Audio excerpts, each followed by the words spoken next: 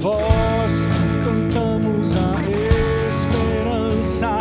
Muralhas tentam nos separar, mas nada pode parar o poder do nosso Deus. Tu vais à nossa frente e toda a muralha irá virar pó, elas cairão.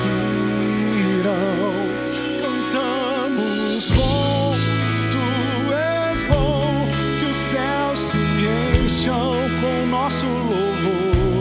Cantamos bom, tu és bom, que todos saibam que tu és Senhor. Oh,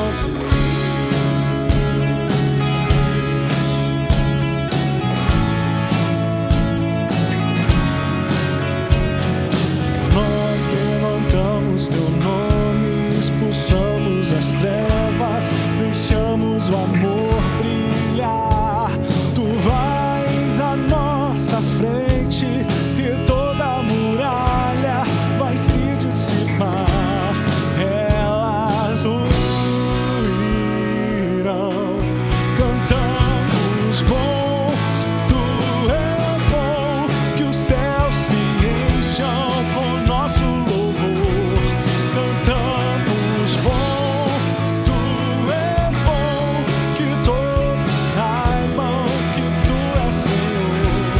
Cantamos bom, tu és bom, que os céus se encham com nosso louvor. Cantamos bom, tu és bom, que todos saibam que tu és Senhor.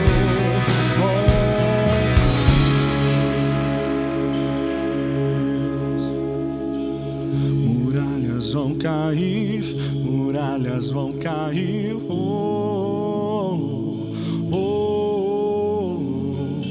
Muralhas vão cair, muralhas vão cair.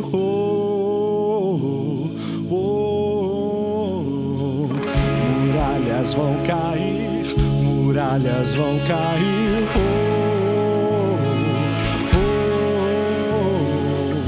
Muralhas vão cair, muralhas vão cair.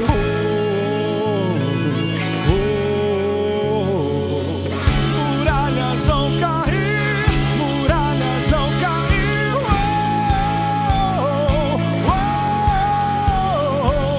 Muralhas vão cair, muralhas vão cair.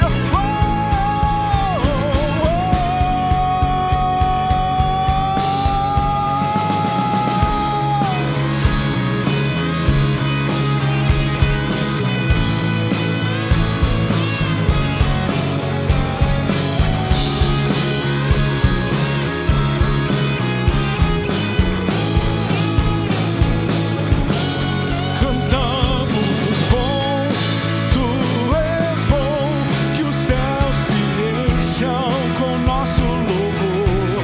Cantamos bom, tu és bom, que todos saibam que tu és Senhor. Cantamos bom, tu és bom, que os céus se encham com nosso louvor. Cantamos bom, tu és bom, que todos saibam que tu és Senhor. Oh,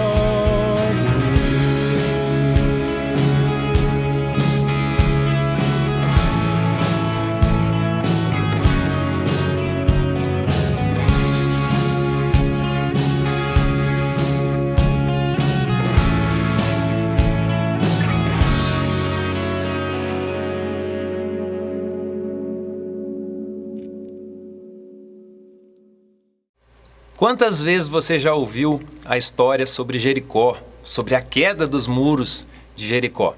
Se você cresceu na igreja, principalmente frequentando a escola dominical, que é algo muito bom, você deve estar cansado de ouvir sobre essa história.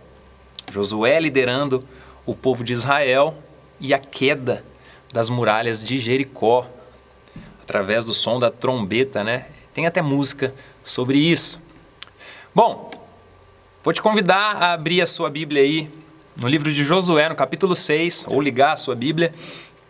Essa que vai ser uma mensagem curta, vai ser mais um devocional com alguns pontos aqui para a gente tirar, do que propriamente uma mensagem longa. São tantas coisas que a gente pode aprender sobre esse episódio, mas eu vou ficar apenas em 3 pontos com a gente hoje no nosso culto online aqui.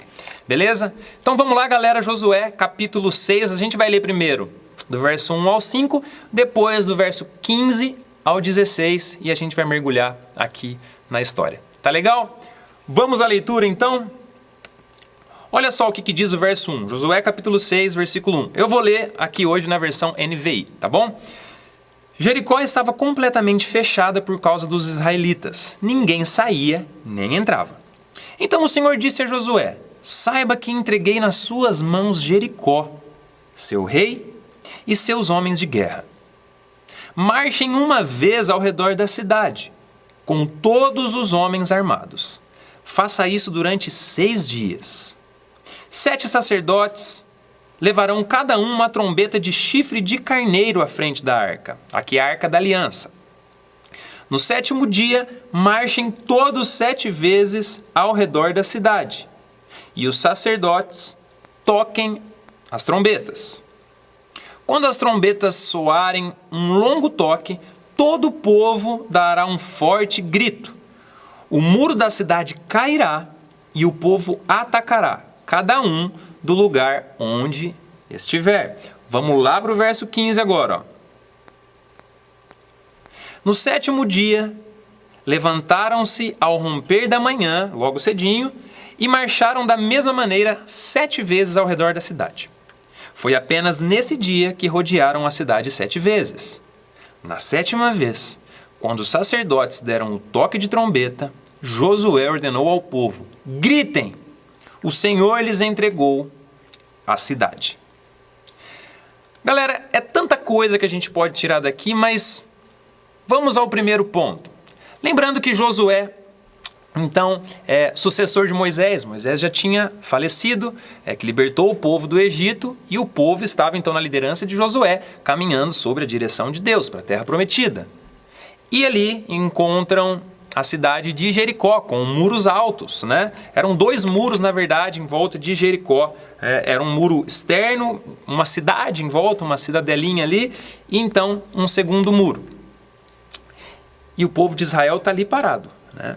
E eles precisam avançar. É nesse episódio que essa história se passa.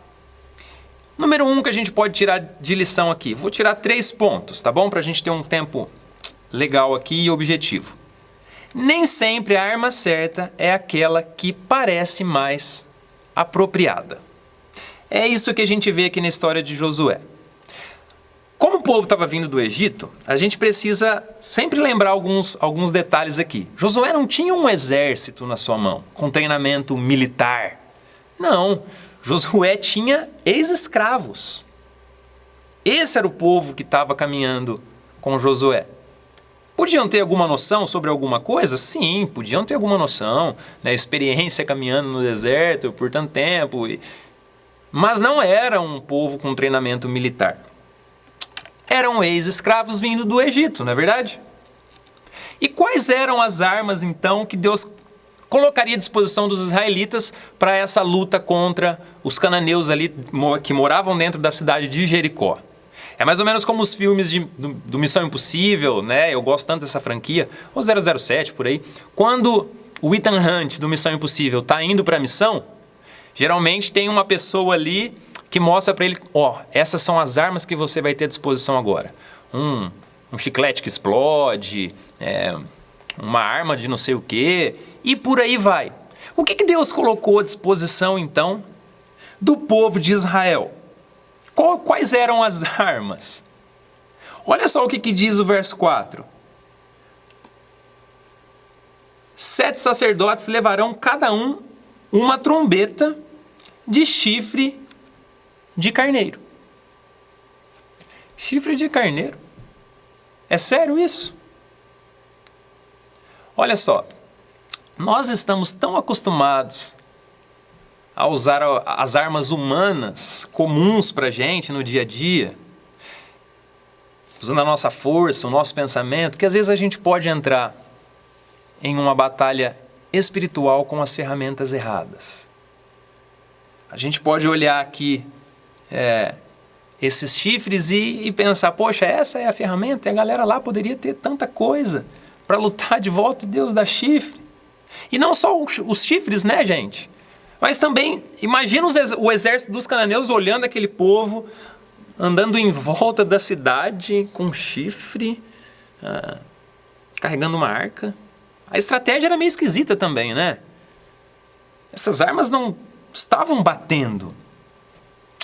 Galera, poderia ser até o estouro de um chiclete no 7º dia, ao invés do barulho do chifre, da trombeta ali que era feita de chifre de carneiro.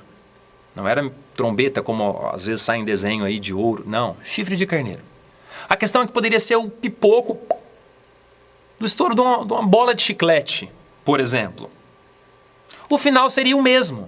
Por que o final seria o mesmo? Olha só o que diz o verso 2, ó. Então o Senhor disse a Josué, saiba que eu entreguei nas suas mãos Jericó, os seus reis e seus homens de guerra. Deus já tinha definido aqui, galera. Então, Deus apenas usa algumas ferramentas para a parceria do povo de Israel e Josué, nação que ele já tinha determinado. Quando Deus faz, já era. Deus já tinha definido esse final. Foi tudo obra de Deus.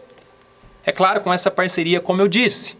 E se é tudo obra de Deus, nós vamos então para o segundo ponto dessa lição. Número 1.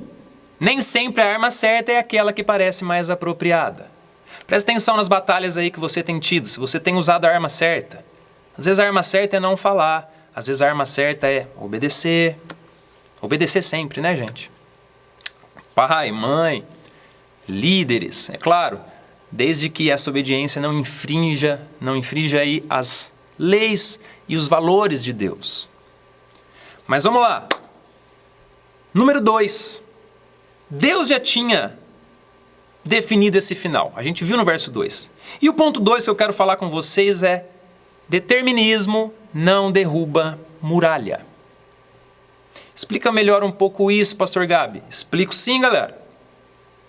Muita gente, com base nessa história aqui, das muralhas de Jericó, essa história sobrenatural da conquista do povo israelita, do povo de Israel sobre Jericó, acaba desenvolvendo aí um estudo triunfalista de uma estratégia, olha só, pontual de Deus, para aquele momento, para toda e qualquer situação da vida.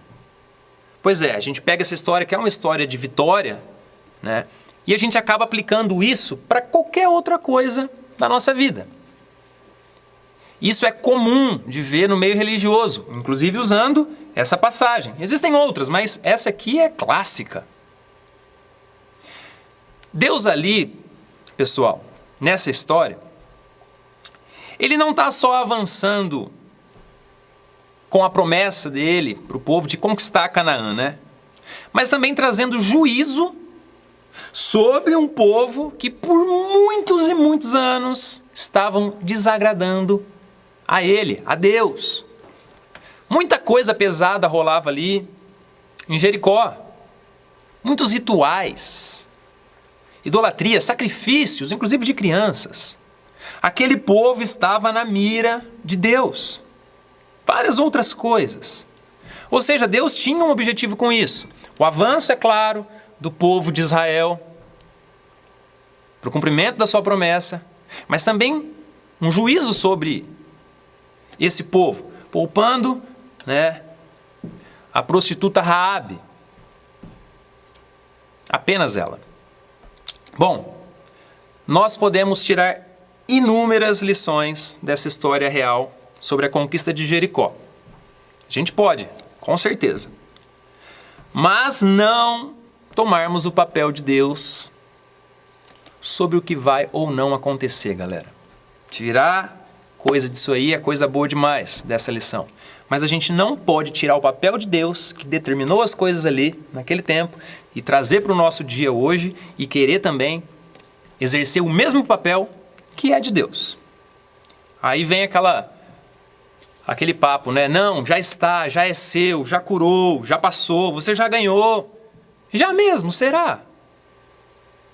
Porque às vezes a gente declara que a pessoa está curada e ela está doente. Só porque você quer muito algo e você é crente, não significa que você tem a mistura perfeita aí para um desejo atendido. Não confunda isso. Você pode ser alguém de muita fé, um adolescente de muita fé, um jovem de muita fé, e querer muito alguma coisa. Isso não vai fazer que algo aconteça só porque você tem a soma dessas duas coisas. A palavra tem que vir de Deus. Se Deus mandou, fala. Se determinou, vai. Porque Ele já garantiu. Se essa for a vontade dEle, assim como foi sobre as muralhas de Jericó. E nós, galera, nós devemos, com certeza, ser como Josué. Apenas responder ao comando de Deus. Só que para a gente responder ao comando de Deus, nós precisamos ouvir o seu comando. E para nós ouvirmos os segredos de Deus, os comandos de Deus, nós precisamos estar com os ouvidos sensíveis. Por isso que nós precisamos buscar uma vida diante de Deus, de relacionamento, de entrega. O que nos leva, então, ao terceiro e último ponto. Há esperança no meio da impossibilidade, no meio da dificuldade, no meio daquilo que parece que não vai dar certo. Por mais difícil que uma situação pareça, gente, por mais muralhas que existam entre você e uma situação ideal, quero falar sobre situação ideal. O Deus lá que estava com Josué e com o povo de Israel, Ele é o mesmo de hoje. Ele é um Deus atemporal, assim como as suas virtudes. Deus está além do tempo. O tempo está em Deus. Por isso que quando a gente diz assim, o Deus de Abraão, de Isaac, de Jacó, né, aqui estou falando o Deus de Josué, é o mesmo Deus de hoje. Nós temos esse posicionamento dentro do tempo, né? Deus não. Deus é. Aquele Deus é o mesmo Deus agora, nesse exato momento. Tudo bem, o tempo funciona para nós, né? O Cronos. Mas é o mesmo Deus. Por isso que existe esperança. Existia esperança para aquele povo, o povo de Israel e Josué. Imagina chegando ali, vendo toda aquela cidade, uma estrutura militar que existia ali dentro, e eles com chifres de carneiro. E sobre isso de situação ideal. Existem muralhas entre nós e situação ideal. O que seria uma situação ideal, Gabi? Situação ideal é aquele desenho perfeito do que deveria ser aquela situação. Alguém que está doente? Cura. Alguém que está com medo? Coragem. Alguém que está com dor? Alívio. Alguém que tem um sonho? A realização desse sonho. Situação ideal para você pode significar tanta coisa aí. Olha só, para nós, a vacina e a cura para o coronavírus. Poxa, a situação ideal é a cura, é a vacina pronta e curando. A libertação de vícios é a situação ideal. A mudança de caráter é a situação ideal. A mortificação da carne pode ser a situação ideal para você hoje. Não ceder mais a esse seu jeito, a esse seu temperamento, é mudar a forma como você faz, como você fala, como você ouve. Situação ideal. Para alguém que está doente, como eu disse, a cura. Tantas coisas. Peça a Deus que dê a você a voz de comando. Assim como Ele deu para Josué. Mas a voz de comando que Ele quer. Deus, qual é a sua voz de comando para mim? Eu quero fazer assim como Josué. Eu quero te obedecer. Para que então essas muralhas caiam. E o nome do Senhor seja glorificado através disso. Porque em todo esse desenho nós vemos o nome de Deus, o Deus de Israel, sendo glorificado. E se tiver difícil, Gabi? Se tiver difícil, você pode lembrar da palavra de Deus ao seu povo, ao povo de Israel. Lá em Deuteronômio capítulo 20, os versos 3 e 4. Ouça, ó Israel, Não se desanimem, nem tenham medo. Não fiquem apavorados, nem aterrorizados por causa deles, pois o Senhor, o seu Deus, os acompanhará e lutará por vocês contra os inimigos para lhes dar a vitória. Essa foi a palavra de Deus para o seu povo. Você jovem, você adolescente, você faz parte do povo de Deus. Se você entregou a sua vida a Deus através de Jesus Cristo. E em Jesus Cristo, nós somos mais do que vencedores. E se a gente fala de muralhas, a gente fala do mundo. O mundo é mau. Palavras de Jesus: no mundo vocês vão ter aflições. Mas tenham de bom ânimo, porque eu venci o mundo. E se nós estamos nele, nós podemos ter essa esperança de que Ele é o Deus que derruba muralhas, desde que essa vontade seja dele, não apenas a minha e a sua. Fica firme aí. Vamos orar? Pai, obrigado por essa palavra, obrigado por esse entendimento, Pai, a respeito das muralhas que existem dentro de nós, que existem no mundo, e que nós cremos que, se o Senhor assim quiser, elas vão cair, assim como foi nessa história real de Josué com o povo de Israel ali em Jericó. O Senhor trouxe ao chão, não porque as ferramentas eram as melhores, ou porque o exército era o melhor. Pai, o Senhor é o Deus do impossível e o Deus dos improváveis também.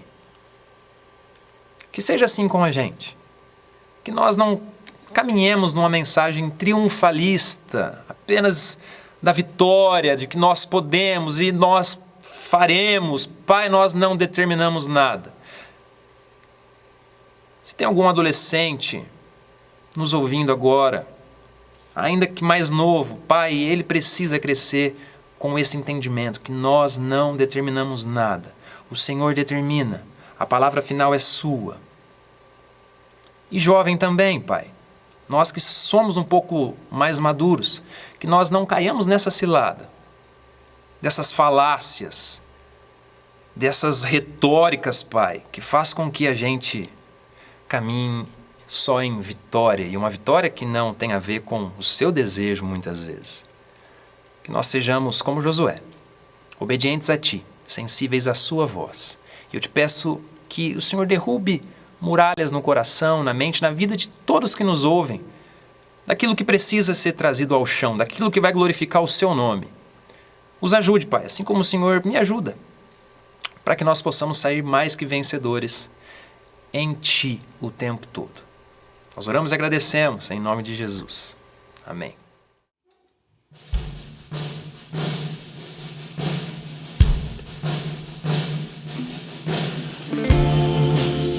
Encontrei a paz, os ventos cessarão ao ouvir sua voz, paz que acalmou o mar, as ondas cessarão com o poder da sua voz. Jesus, Jesus, as trevas estremecem. Jesus, Jesus, não temerei. Jesus, Jesus, as trevas estremecem. Jesus, Jesus, não temerei.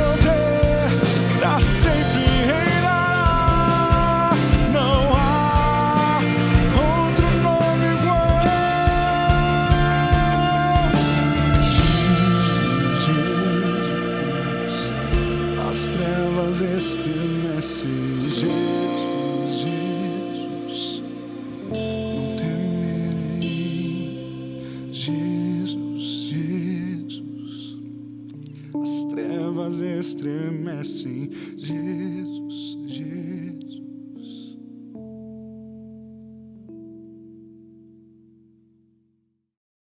Galera, tô aqui de volta para dizer que esse nosso culto online foi um culto mais breve, mais objetivo, para dizer que nós voltaremos com Livre Acesso e Nazatim presencial.